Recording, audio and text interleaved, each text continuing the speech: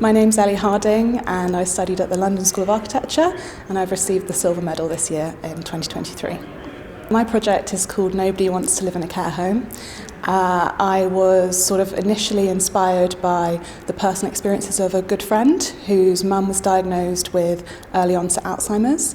And I was kind of struck by how strongly the family wanted to avoid putting her into a care home, but also the pressures that it put on family life for them to stay at home.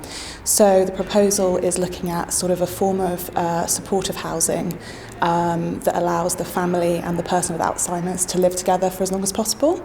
I was quite keen early on to be sure that to make it clear that I'm aware that architecture can't cure Alzheimer's, and so I wanted to address the very sort of spatial symptoms of the disease. And I looked into, there was like a bit of research within architecture on this deterioration of spatial perception. So to try and explain it clearly, we perceive space using two sort of lenses, which is the egocentric and allocentric. And during Alzheimer's, one of them breaks down. So the project was looking at how we could design to make space more comprehensible for someone that has more of an egocentric focused perception of space.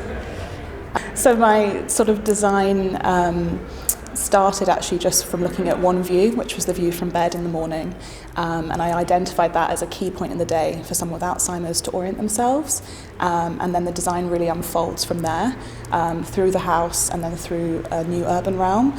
And that really meant that I focused on both the small scale but also the master planning, and I found that really, really rewarding. And yeah, I think it's revealed a very different way of designing housing for someone with Alzheimer's. It's definitely not something that's been done before, and it was a very exciting thing to study. It feels amazing to win the silver medal, and it's something that I think a lot of students can identify with looking at the medal's website for inspiration, and I was thrilled to be nominated, and so to win is really a true honour.